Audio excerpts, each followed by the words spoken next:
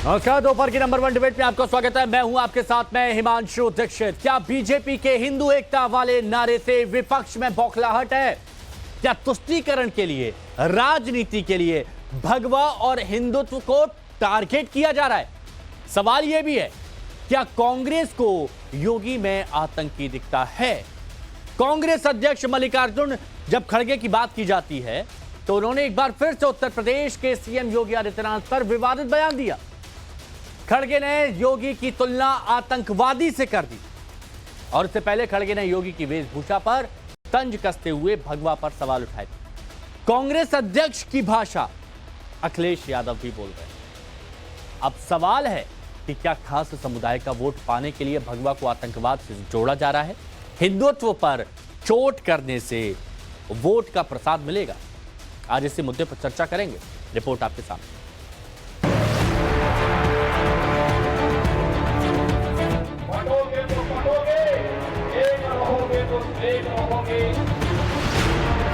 करेंगे तो कटेंगे, ये साधु का काम है, नाथ भक्त का काम है।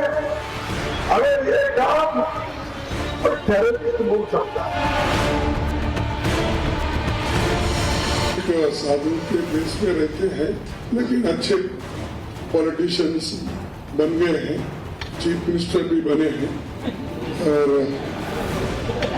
उनका गेरुआ कपड़े पहनते हैं और सर पे बाल भी नहीं रखते। हमारे सीता माँ का अपहरण भी भेद बदल करके हुआ था, इसलिए सावधान हो कि नहीं सावधान हो आप।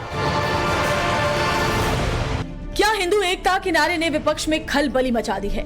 क्या बटेंगे तो कटेंगे और एक है तो सेफ है कि बीजेपी की लकीर विपक्ष पर भारी पड़ रही है, इसीलिए अब कांग्रेस को योगी में आतंकवादी दिखता है।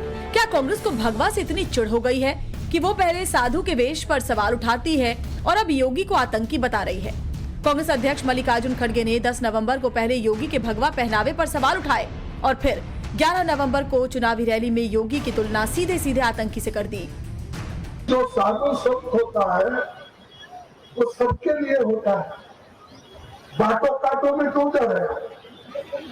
हाँ? जो लोगों को बोलते हैं बटेंगे तो कटेंगे, ये साधु का काम है, नाथ भक्त का काम है। अगर ये काम कोई टेररिस्ट बोल सकता है, आप नहीं बोल सकते। आप एक मठ के एक व्यवस्थापक हो और आप सब संसार छोड़ के क्या बोलते गेरुआ कपड़ा डाले, साधु संत बनने के लिए डाले, क्या मोदी के जैसा झूठ बोलने के लिए डाले? कौन एक साधु के बेस में रहते हैं, लेकिन अच्छे पॉलिटिशियंस बन गए हैं, चीफ मिनिस्टर भी बने हैं और उनका गेरुआ कपड़े पहनते हैं और सर पे बाल भी नहीं रखते। तो ऐसे एक नेता है जो बीजेपी ने पैदा किए। ठीक है कि हम मुझसे कोई, मैं ये कह रहा हूं उनको, बीजेपी को, या तो सफेद कपड़े डालो या तो सन्यासी कपड़े डालते हो, गेरुआ डालते हो, पॉलिटिक्स से बाहर हो जाओ।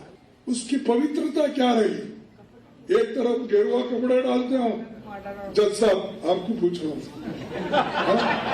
एक तरफ गेरुआ कपड़े डालते हो, दूसरों को उपदेश करते हो, बटेंगे तो कटेंगे बोलते हो, और ये क्यों डाले?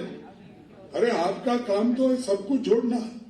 मल्लिकार्जुन खड़गे की इस बौखलाहट से साफ है कि बटेंगे तो कटेंगे जैसे नारे का असर हो रहा है। चुनाव में हिंदू वोटर्स इस नारे से प्रभावित हो रहे हैं। कांग्रेस की जाति वाली राजनीति को नुकसान हो रहा है। कांग्रेस पार्टी ही नहीं, समाजवादी पार्टी के मुखिया अखिलेश ने भी योगी के वेशभूषा पर सवाल उठाए हैं, तो सीता हरण का जिक्र कर योगी आदित्यनाथ पर तंज कसा है। इनके पास कोई नहीं बचा, अधिकारियों के अलावा कोई इनके पास नहीं है, जनता तो है ही नहीं। और अगर जनता इनके साथ होती तो क्या बताओ, बीजेपी के नेता को अपनी वेशभूषा बदलनी पड़ती क्या? अगर इनके पास वोट होता तो बताओ इन्हें वेशभूषा बदलनी पड़ती क्या? सुना है वेशभूषा बदल करके वोट मांग रहे हैं। वीडियो देखे, मैंने करीब से नहीं देखा है, मैंने तो तस्वीर देखी है। सुना है कि वो बदल गए हैं कुछ पहनावे में। और जिन्होंने रामायण देखी होगी, जिन्होंने देखी होगी वो जानते होंगे हमारे सीता मां का अपहरण भी भेष बदल करके हुआ था। इसलिए सावधान हो कि नहीं सावधान हो आप? मल्लिकार्जुन खड़गे के बयान पर साधु संतों ने नाराजगी जताई है और कानूनी कार्रवाई करने की बात कही है। जब मल्लिकार्जुन खड़गे घुटने के बल चलना सीख रहे थे, उस समय गोरक्षनाथ के महंत दिग्विजयनाथ जी अर्थात योगी जी के दादा गुरु सांसद हुआ करते थे गोरखपुर के। इसलिए तीसरी पीढ़ी राजनीति में है आदित्यनाथ जी। और राजनीति मत सिखाइए, आपका हिंदू विरोध, सनातन विरोध जग जाहिर है। मल्लिकार्जुन खड़गे यदि 24 घंटे के अंदर माफी नहीं मांगते हैं तो मैं विधिक कार्रवाई कराऊंगा और सुप्रीम कोर्ट तक जाऊंगा और मानहानि का मैं दावा जो है तो इस पर मुकदमा ठोकूंगा। यह व्यक्ति एक तरफ संविधान बचाने की बात कर रहा है, दूसरी तरफ इसका बयान संविधान विरोधी है जिसको बर्दाश्त नहीं किया जाएगा।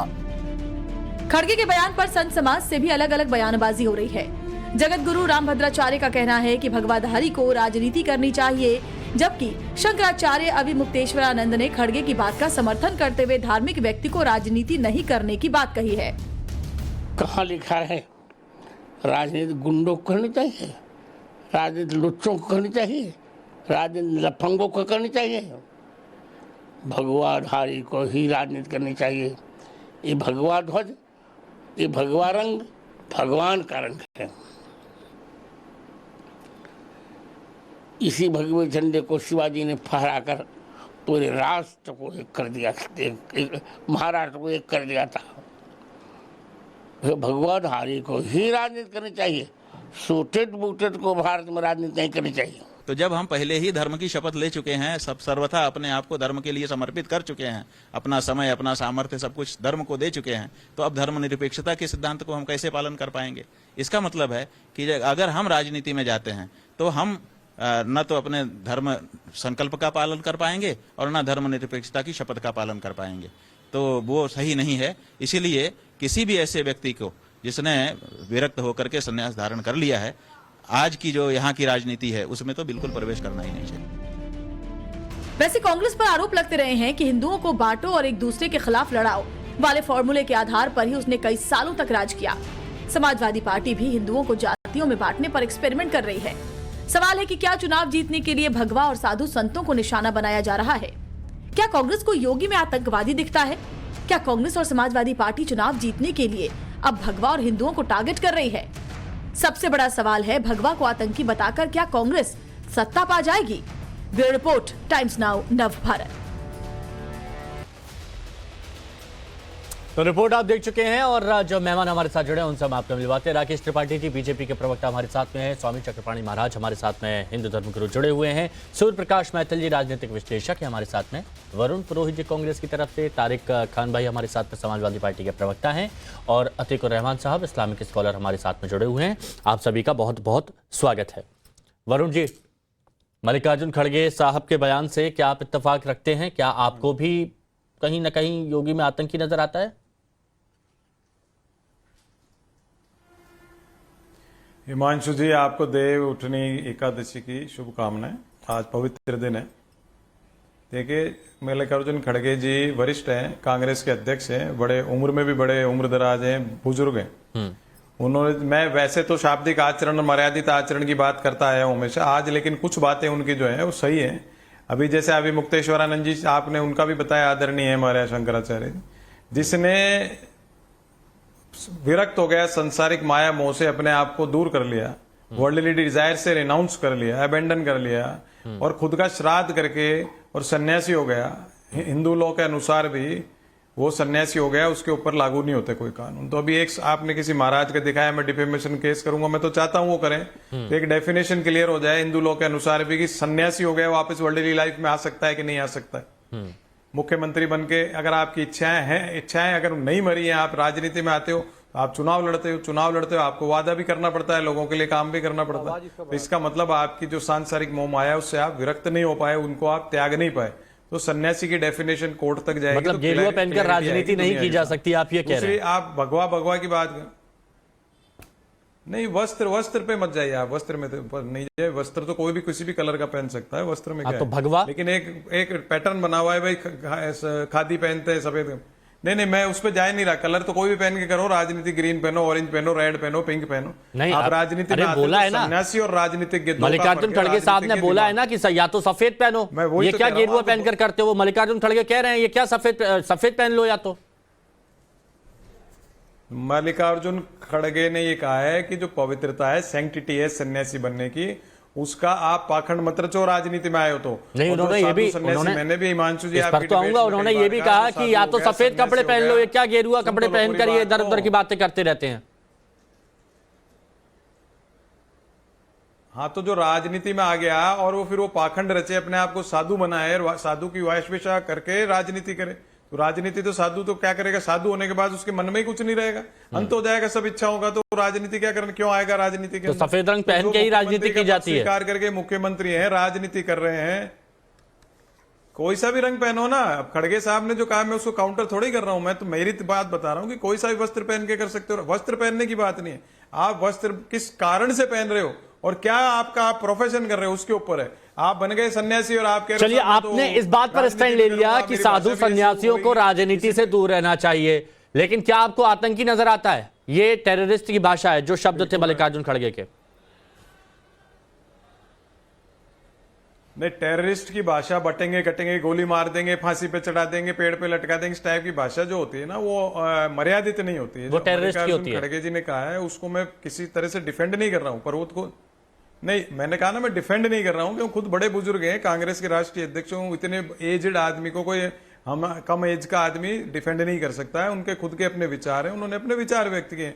पर जो मेन समझ दुनिया के, जो भारत के राजनीति के अंदर जो बात चल रही है, साधु संतों को भी राजनीति करनी, तो वो संत कैसे हुआ? संत तो जब होगा जब सब इच्छाओं का अंत हो जाएगा, जब संत कहलाएगा। या तो आप कह दो कि मैं सन्यासी नहीं हूं, मैं वापस वर्ल्डली लाइफ में आ गया, मुझे जो सांसारिक माया मोह से मुक्ति नहीं मिली है, तो मैं राजनीति कर रहा हूँ, मैं भगवा पहन के, राकेश त्रिपाठी जी, जो भी कलर है वो कर रहा हूँ। ये आपको क्या लगता है, क्यों भगवा से इतनी चिढ़ है कि सीधी आतंक से तुलना कर दी जाती है, आतंकी से तुलना कर दी जाती है? इसके पीछे आप क्या समझ पा रहे हैं? मैं बेचारगी देख रहा था, मैं बहुत बेचारगी देख रहा था वरुण पुरोहित की, और कांग्रेस के तमाम नेता प्रवक्ताओं की कल से बेचारगी देख रहा हूं, जब से मल्लिकार्जुन खड़गे ने इस तरह का बयान दिया है। संकट क्या है कि कांग्रेस के बड़े नेता, चाहे वो राहुल गांधी हो या मल्लिकार्जुन खड़गे हो, वो कुछ ना कुछ ऐसा बयान दे देते हैं, फिर चौराहों पर उनके पार्टी के नेताओं को, कार्यकर्ताओं को और टीवी डिबेट्स में उनके प्रवक्ताओं को बहुत मुश्किल होता है जनता को इसके मायने समझाना कि ये क्यों कह दिया, लेकिन इसके मायने बिल्कुल स्पष्ट हैं। सच बात यह है कि कांग्रेस पार्टी की रणनीति का हिस्सा है कैसे सनातन को अपमानित करो, कैसे साधु संतों को अपमानित करो, कैसे धर्म ग्रंथों को अपमानित करो, कैसे भगवान पर टिप्पणी करो, और कैसे इसके साथ में मजहबी तुष्टीकरण के एजेंडे को अपने साथ लेकर के चलो। ये कोई पहली बार नहीं है। आप योगी आदित्यनाथ जी के प्रशासनिक कार्यशैली को लेकर के कोई टिप्पणी करना चाहें तो बिल्कुल कर सकते हैं। आप उनकी राजनीतिक निष्ठा को लेकर के, उनकी नीतियों को लेकर के कोई टिप्पणी करना चाहें तो बिल्कुल कर सकते हैं। लेकिन योगी आदित्यनाथ जी के पहनावे को लेकर के, गेरुआ वस्त्र को लेकर के आप जब टिप्पणी करते हैं ना, तो यह आपकी उसी सनातन विरोधी मानसिकता का परिचायक दिखाई पड़ता है कि आप कैसे सनातन से चिढ़ते हैं, आप सनातन से नफरत करते हैं, और इसीलिए जानबूझ करके गेरुआ पर टिप्पणी करने का काम कर रहे हैं। आपने पहले भी हिंदू आतंकवाद, भगवा आतंकवाद, ऐसे शब्दों का इस्तेमाल पहले भी किया है। राहुल गांधी कहते हैं ना कि जो मंदिर जाते हैं वो लड़कियां छेड़ते हैं। आपने बार प्रयास किया है, चाहे वो प्रियंक खड़गे इनके पुत्र हो, और चाहे मल्लिकार्जुन खड़गे हो, या आपके अलायंस पार्टनर्स, चाहे वो आरजेडी हो, चाहे वो डीएमके हो और समाजवादी पार्टी हो, कैसे अलग अलग समय पर आपने हिंदू धर्म ग्रंथों को, साधु संतों को, भगवान को लेकर के अपमानजनक टिप्पणियां करने का काम किया है। इसलिए पहली बात तो यह स्पष्ट है। दूसरा, वरुण पुरोहित कह रहे हैं कि साधु सन्यासियों की इच्छाओं का अंत हो जाता है। अरे भाई, इच्छाएं भोग वासना की अंत होती हैं, लोक कल्याण की इच्छा तो हमेशा रहेगी। लोक कल्याण के साथ में तो हमेशा रत होंगे, उसके साथ तो जुड़ेंगे। संन्यास लेने का मतलब केवल माला फेरना नहीं होता ये point है। तो ठीक संन्यास लेने का मतलब आप दीन दुनिया से अलग हो जाइए, ये नहीं होता है। संन्यास लेने का मतलब लोक कल्याण के साथ जुड़ जाने का होता है। नहीं, अपना मानसिक नहीं, पराया, सबके लिए करने का। परहित सरिस धर्म नहीं भाई, पर पीड़ा नहीं समझ माई। लेकिन ये समझा कहा आपने? काश धर्म ग्रंथों को पढ़ा होता, काश पुराणों को पढ़ा होता, काश उपनिषदों को पढ़ा होता, सनातन को समझा होता, तो शायद आप समझ जाते कि सन्यास के वास्तविक अर्थ क्या है, सन्यास के वास्तविक मायने क्या है, साधु कौन होता है। साधु का मतलब समझ लीजिए पहले कि साधुता होती क्या है। आपको साधु के मायने नहीं मालूम है। आप केवल वस्त्रों के आधार पर ही पहचाना करते हैं ना कि गेरुआ वस्त्र पहन लिया है तो इसलिए इसको राजनीति नहीं करनी चाहिए। लेकिन आपकी पार्टी के भीतर ही कई सारे ऐसे नेता रहे, पहले भगवा पहन करके या साधु सन्यासी रह करके भी राजनीति करते रहे। लेकिन ठीक है, मजहबी तुष्टीकरण का एजेंडा धीरे धीरे इस स्थिति तक आ जाएगा कि आप साधु सन्यासियों को अपमानित करने का साधु सन्यासियों का मुद्दा है। अब कुछ कहना चाह रहे हैं वरुण जी, प्लीज बोल लीजिए, कंप्लीट कर लीजिए, फिर आगे। व्यक्तिगत टिप्पणी की है ना, इसका खामियाजा भुगतेंगे आप। हिमांशु जी, अभी ये मेरे को बता रहे त्रिपाठी जी, विद्वान है, ब्राह्मण है, इनको तो नॉलेज है ही। खैर, मैं ये कहना चाह रहा हूं कि सन्यासी एक लोक कल्याण कर सकता है, साधु लोक कल्याण के कार्य करता है, इसीलिए तो सन्यास लेता है, वर्ल्डली लाइफ से दूर होता है कि सबसे करके फिर अध्यात्म का भी काम करूंगा और समाज के लिए भी काम करूं। लेकिन आप किसी पर्टिकुलर पार्टी का हिस्सा बन जाते हो तो फिर क्या हो गया? वो सन्यासी साधु कैसे हो गया एक पर्टिकुलर पार्टी तो मतलब अगर निर्दलीय सांसद जीत के आते हैं, भाई चलो सुनिए ना, अगर निर्दलीय सांसद बनते या विधायक बने कोई साधु संत तो ठीक है। हाँ, निर्दलीय अगर वो किसी पार्टी का पक्ष नहीं, ठीक नहीं है मेरी नजर में। इनका इंटरप्रिटेशन बता रहा हूं मैं आपको। इनके अनुसार अगर सन्यासी साधु लोक कल्याण के लिए आएगा तो एक पार्टी का सदस्य हो जाएगा, दूसरी पार्टी के सदस्यों के लिए अपशब्दों का प्रयोग करेगा, तो पार्टी बन गया ना। जब पार्टी बन गया, यूनिवर्सल नहीं रहा, तो सन्यासी साधु कैसे हो गया? वही तो मैं कह रहा हूं, जिसका इनफाइनाइट ब्रेन हो गया, इनफाइनाइट हार्ट हो गया, वो सन्यासी बनेगा। वो आप बीजेपी माइंडेड हो जाओगे, बीजेपी के होकर के दूसरे क्रॉस सेक्शन ऑफ सोसाइटी के लिए कुछ भी अगर आपके मन में भावना आ रही है, भाव आ रहे हैं, तो इसका मतलब आप साधु सन्यासी हुए नहीं। स्वामी चक्रपाणी जी, स्वामी चक्रपाणी जी, आपको एक्सप्लेन करना स्वामी चक्रपाणी जी, एक देखा गया है कि इससे पहले भी कई सारे बयान आए हैं। हेमंत सोरेन 2019 में बयान देते हैं यहाँ गेरुआ पहन बहु बेटियों की इज्जत लूट ली जाती है। 2023 में स्वामी प्रसाद मौर्य कहते हैं गेरुआ वस्त्र में आतंकवादी। दिग्विजय सिंह साहब के भी बहुत सारे बयान आए हैं, अलग अलग प्रियंका गांधी जी के भी बयान आए हैं, और एक लंबी फेहरिस्त है। मल्लिकार्जुन खड़गे साहब भी जुड़ गए हैं। तो आपको क्या लगता है कि इसके पीछे की वजह क्या है जो इस तरह के शब्दों का इस्तेमाल किया जा रहा है? देखिए, समस्या यह है हिमांशु जी, इस बात को समझना होगा कि अभी तक कांग्रेस की जो सरकारें रही हैं या कांग्रेस गठबंधन की, उन्होंने ये सत्ता को समझ लिया था लूटने का अड्डा। वो समझ लिया था कि ऐसे बैंक की चाबी देश से हमें मिल जा रही, जितना चाहो लूटो। इनके राज्य में आप देखो कितने घोटाले हुए, कितने भ्रष्टाचार हुए। अब निश्चित रूप से काफी समय से जब दूर रहने के बाद इनके मति भ्रम के शिकार हो चुके हैं। ये मोदी जी से या बीजेपी से लड़ते लड़ते ये देश से लड़ने लगते हैं, ये हिंदू सनातन धर्मियों से लड़ने लगते हैं। आप जरा बताओ, जो संतों के लिए ये कहा गया कि वृक्ष का बहु न फल बछय, नदी न संचय नीर, परमारथ के कारण साधु भया शरीर। एक साधु कहीं भी जाता है तो उसकी वातावरण को शुद्ध कर देता है। अब उदाहरण स्वरूप उत्तर प्रदेश में ले लीजिए, उत्तर प्रदेश में बेटी बहनों का किस प्रकार से सम्मान बचा हुआ है। किसी की हिम्मत नहीं होगी कोई अपराधी जो है किसी बेटी बहनों को छेड़ दे। तो अब इनको ये एक मॉडल चूंकि मिल गया, अब ये पूरे देश में मॉडल लागू न हो, और चूंकि हिंदू भी जागृत हो चुका है, इसलिए कहीं ना कहीं इनके पेट में दर्द है। सवाल इस बात का है, हमें समझना होगा कि अरे भाई, अगर जो साधु जो है जिसके कोई नहीं हो समाज के लिए कार्य कर रहा है, तो उसमें आपको परेशानी क्या है? और राजनीति तो एक सेवा का माध्यम है। और तारिक भाई बताइए, अगर कोई साधु समाज हित का काम कर रहा है, लोक हित का काम कर रहा है, आचार्य चाणक्य ने, हाँ, आपकी बात को आगे बढ़ा देता हूं क्योंकि ये फिर है ना, फिर बात लंबी खिंच जाती है और सवाल कट जाता है। आपने सवाल उठाया स्वामी चक्रपाणी महाराज कि अगर कोई साधु लोक हित का काम कर रहा है, समाज हित का काम कर रहा है, तो उससे दिक्कत क्या है? तो तारिक भाई बताइए उससे क्या दिक्कत है, क्योंकि अखिलेश यादव जी भी बोल चुके हैं। लास्ट लाइन बोल दीजिए। हाँ, अंतिम लाइन बोल लेने दीजिए। एक्चुअल क्या है कि आचार्य चाणक्य ने नंद वंश का नाश किया, और उसके बाद एक अच्छे राज्य को संचालन किया मंत्री बन करके।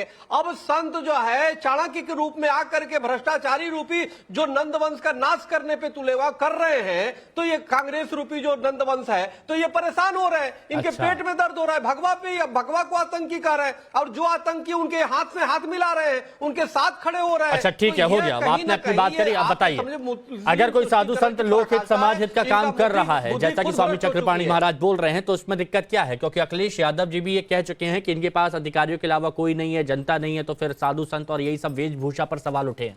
तारिक भाई, पहली बात तो जो बीजेपी के प्रवक्ता हैं वो अभी मुक्तेश्वरनंद जो कि शंकराचार्य हैं और देश के 4 शंकराचार्य हैं, उनसे ज्यादा काबिल होंगे। लेकिन जितना मैं जानता हूं कि 4 दिशाओं में 4 शंकराचार्य जिनको सनातन धर्म की प्रचार और प्रसार की जिम्मेदारी दी गई, उन्होंने जो कहा अब उसी का वर्णन है सीधा सा कि जब आपने एक शपथ ली कि मैं अपने जो स्ट्रक्चर है सेकुलर उसका पालन करूंगा, और एक तरफ आपने अपने धर्म का बीड़ा उठा रखा है, दोनों एक साथ नहीं चल पाएगा। उस चीज को उन्होंने क्लेरिफाई कर दिया बहुत सीधे से। अब आते हैं जो इस स्टेटमेंट पे हम लोग चर्चा करें। राहुल गांधी के आतंकवादी हैं, बिट्टू ने जो कि केंद्र में मंत्री हैं और रघुविंदर सिंह जो कि यूपी में मंत्री हैं, उन्होंने कहा कि राहुल गांधी आतंकवादी हैं। तो पहले तो ये घोषणा हो जाए कि राहुल गांधी आतंकवादी हैं या नहीं, आगे बढ़ते हैं। फिर एक राजनीतिक आदमी जो कि योगी आदित्यनाथ है, डबल रोल में मत रहो भैया, या राजनीतिक आदमी बनो और या तो साधु और संत बनो, दोनों रोल में मत रहो। जब मर्जी आई कूद के संत बन गए कि इनको कुछ नहीं कहा जा सकता। लोकसभा में पारित कराओ, हिम्मत है तो, कि अगर कोई साधु संत किसी राजनीतिक पद पे आएगा तो उसकी निंदा नहीं की जाएगी, उसके खिलाफ नहीं बोला जाएगा। कराओ, नियम बनाओ, कानून बनवाओ, हम उस कानून का पालन करेंगे, संविधान को मानेंगे। और जब तक ये कानून नहीं बनता, अगर राहुल गांधी को आतंकवादी कहा जा सकता है, राहुल गांधी की नाक कान काटी जा सकती है, तो योगी आदित्यनाथ को भी कहा जा सकता है। हिंदुस्तान के इतिहास में 47 के बाद एक नेता का नाम बताओ जिसने कटने पिटने की बात की हो। आपकी पार्टी में भी बहुत से नेता रहे हैं। अरे तो फिर वही बात आ गई कि आप फिर वो कह रहे हैं कटने पिटने की बात, बीजेपी कह रही है हमने तो जुटने की बात करी है, एकजुटता की बात करी है। राकेश जी जवाब दीजिए, बताइए कि जब राहुल गांधी के बारे में आप लोग ऐसा बोलते हैं तब सवाल नहीं खड़ा होता? नहीं, एक तो पहले मैं तारिक खान को पहले स्पष्ट कर दूं। तारिक खान इस बात को समझ लो कि अब मैंने स्पष्ट तौर पर कहा ना, मुख्यमंत्री के उनके प्रशासकीय दायित्व को लेकर के, उनकी राजनीतिक विचारधारा को लेकर के, उनकी नीतियों को लेकर के जितनी आलोचना करनी हो उतनी आलोचना करो। लेकिन अगर उनके गेरुआ वस्त्र को लेकर के, उनके पूजा पद्धति को लेकर के, उनके व्यक्तिगत जीवन के आचरण को लेकर के अगर टिप्पणी करते हैं तो निश्चित तौर पर यह आपके उसी एजेंडे का हिस्सा है। जैसे उदाहरण के तौर पर आपने कहा कि 2 आदमी 1 आदमी नहीं हो सकते हैं। अरे भाई, अखिलेश यादव केवल समाजवादी पार्टी के अध्यक्ष थोड़ो हैं, वो अपनी पत्नी के पति भी हैं, अपने बच्चों के पिता भी हैं, उनके घर के भीतर उनके अपने उत्तरदायित्व भी है। लेकिन अगर हम उनके पिता के राहुल गांधी पर अटके हैं, राहुल गांधी पर पति के तौर पर उनकी आलोचना करने लगे तो मुझे लगता है ये राजनीति की न्यूनता होगी। अरे भाई, बीजेपी नहीं बिल्कुल नहीं है, कोई मैं किसी को आतंकवादी नहीं कहता, लेकिन आतंकवादियों के लिए आंसू बहाने वाली सोनिया जी पर टिप्पणी जरूर करूंगा। मैं आतंकवादियों को छोड़ने की वकालत करने वाले अखिलेश यादव पर टिप्पणी जरूर करूंगा कि कैसे अखिलेश यादव सत्ता में रहते हुए आतंकवादियों पर से मुकदमा वापस लेने की बात कर रहे थे, उनको छोड़ करके रेड कार्पेट देने का प्रयास कर रहे थे। उस पर टिप्पणियां जरूर होंगी कि आतंकियों के लिए किसके मन में मचल उठता है प्यार। वो बोल रहे हैं ना, उन्होंने बोला, तारिक भाई बोला, सुनिए सुनिए सुनिए, वो बोल रहे हैं, वो बोल रहे हैं कि वो नहीं मानते, उनकी तरह से वो नहीं मानते, वो बोल रहे हैं वो नहीं मानते। लेकिन 5 सेकंड बोलिए, 5 सेकंड। मंत्री, एक केंद्र का मंत्री, एक यूपी स्टेट का। अरे तारिक खान सुनते नहीं है ना, तारिक खान के कान में हड़ताल हो जाती है। अरे 5 मिनट नहीं सुनना चाहते, 5 सेकंड नहीं सुनना चाहते, यही दिक्कत है इन लोगों की। मैं कह रहा हूं 2 मंत्रियों ने राहुल गांधी को आतंकवादी बोला, जो कि नेता। मैं एक मिनट तारिक भाई, मैं बस इतना सुनिए ना, मैं आपकी बात कंप्लीट, मैंने उनकी आपकी बात उन तक पहुंचाई। लेकिन आपके यहां से एक के बाद एक बयान दिया गया, साधु संतों पर बयान दिया गया, क्या आप लोगों ने कभी किसी को हटाया? हिमांशु भाई, मैं तो बस पूछ रहा हूं, मैं सबको आईना दिखा रहा हूं। राहुल गांधी आतंकवादी, मैंने सुनिए ना तारिक भाई, मैंने आपकी बात सुनी, मैं सबको आईना दिखा रहा हूं और मैं यहां पर कह रहा हूं, मैं डंके की चोट पे कह रहा हूं, अगर कोई गलत बोलेगा, कोई गलत बोलेगा तो वो गलत होगा, मैं कहता हूं ना। राहुल गांधी आतंकवादी, लेकिन आपके यहां पर अगर कोई साधु संतों को कोई कुछ गलत बोलता है तो आप उस पर बोलेंगे कि नहीं? नहीं है ना, नहीं है। नेता विपक्ष कैबिनेट मंत्री के बराबर है या नहीं? नहीं है। सुनिए ना, राहुल गांधी, इस देश में अगर आप किसी को भी गलत बोलेंगे तो वो गलत होगा।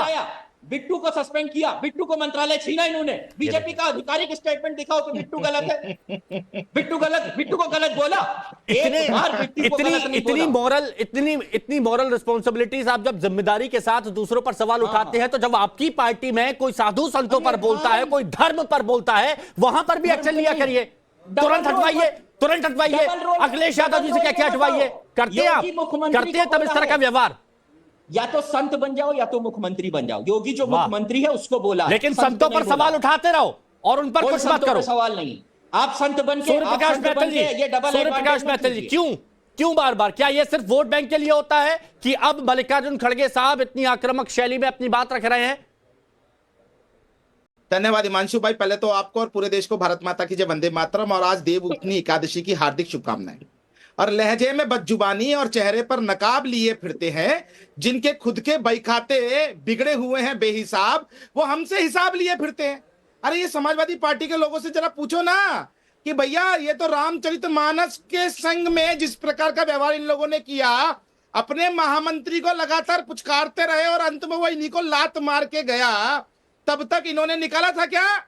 दूसरी चीज, अब देखिए राहुल भाई, क्या होता है ना, एक डीएनए होता है, डीएनए कभी भी बदलता नहीं है।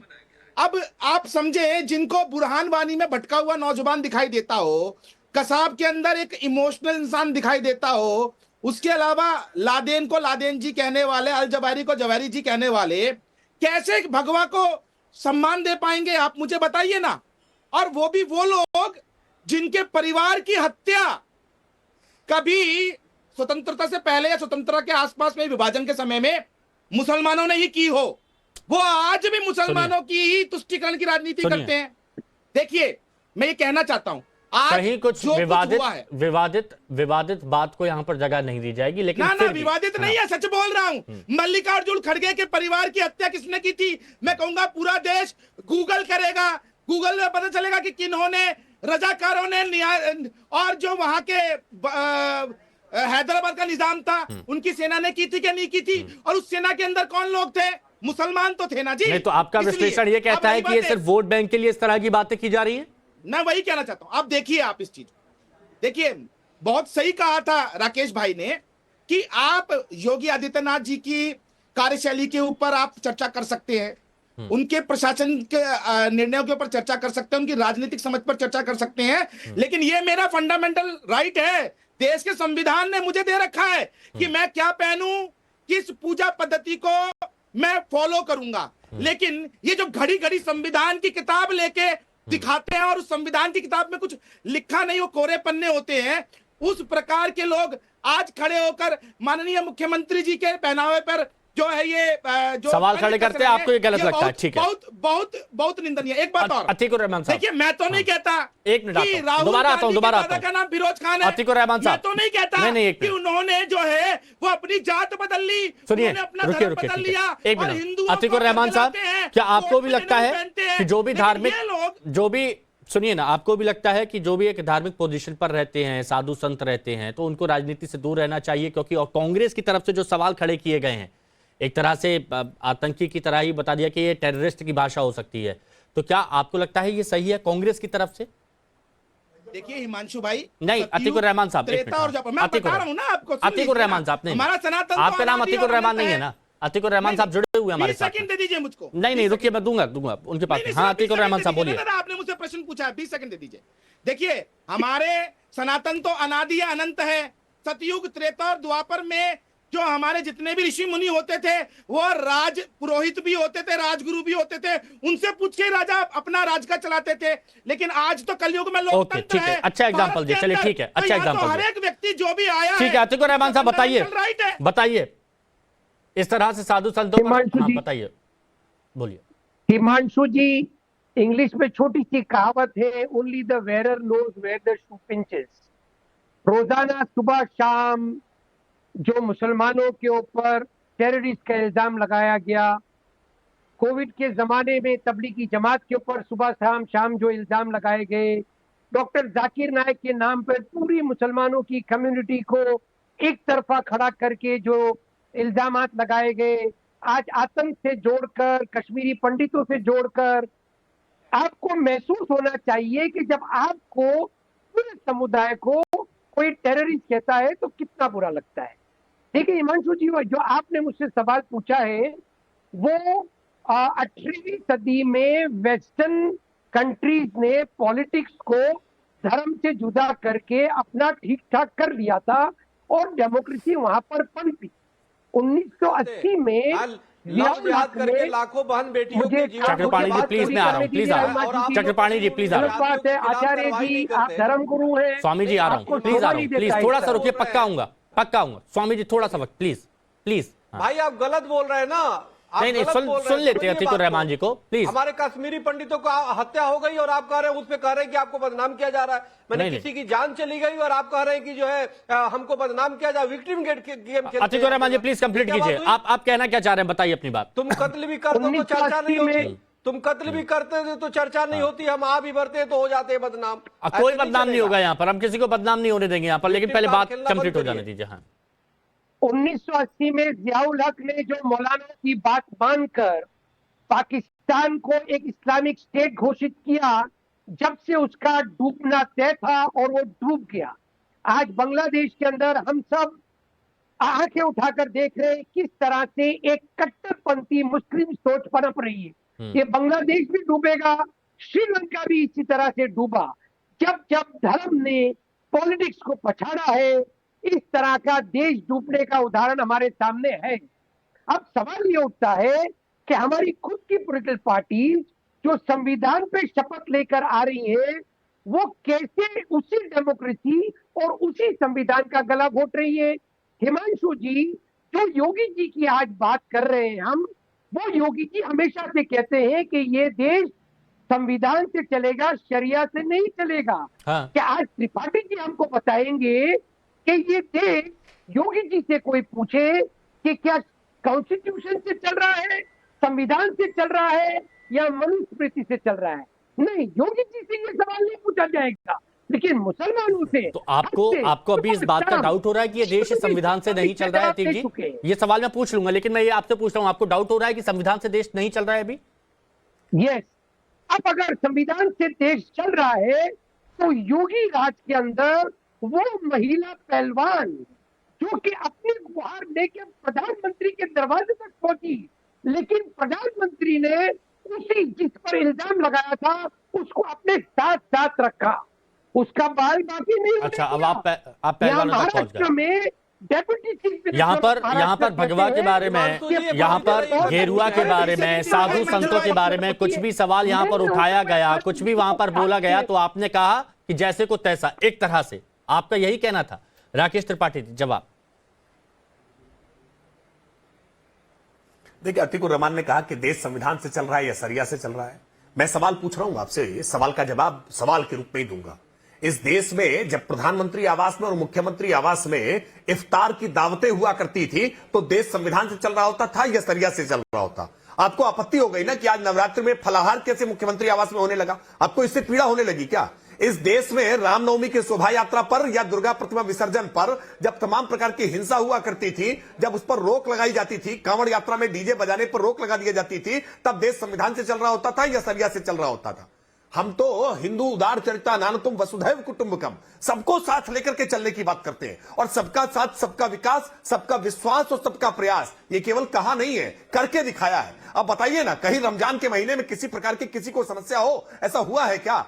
आज भारतीय जनता पार्टी की सरकार में हमने नवरात्रि और रमजान, हमने दोनों को समानता से व्यवहार करने का काम किया है। हमने हिंदू और मुसलमान दोनों के साथ समानता से व्यवहार करने का काम किया है। ये पूछिए जरा तारिक खान से, समाजवादी पार्टी की सरकार की यूपी में। मैं आतंकी शब्द पर भी बात वो हो जाएगी, लेकिन सुनिए ना अतीकुर रहमान साहब, अतीकुर रहमान साहब, हमारे इस देश में जब भाईचारे की बात होती है, सभी त्योहारों को बहुत अच्छे से मनाने की बात होती है, लेकिन लगातार बार बार भगवा पर या फिर हिंदू आस्था पर जो सवाल खड़े किए जाते हैं, आतंकवादी, कभी कुछ भी बोल दिया जाता है। क्या ये गलत नहीं है आपकी नजर में? हिमांशु जी, त्रिपाठी जी जो सवाल पूछ रहे हैं और वो बता रहे हैं कि भाई इफ्तार पार्टी हुई, क्या इसके लिए पूरी मुस्लिम कम्युनिटी जिम्मेदार थी? अगर कांग्रेस पार्टी ने मुसलमानों को वोट बैंक की तरह इस्तेमाल किया, तो क्या पूरे समुदाय, पूरे मुसलमानों को आप आतंक से जोड़ देंगे। अगर यहाँ पर शरिया की बात आ रही कश्मीर है के अंदर स्वामी चक्रपाणी जी, मस्जिद से स्वामी चक्रपाणी जी सुनिए ना, यही कहा जा रहा है कि बार बार सभी मुसलमानों को आप एक ही नजर से देखते हैं।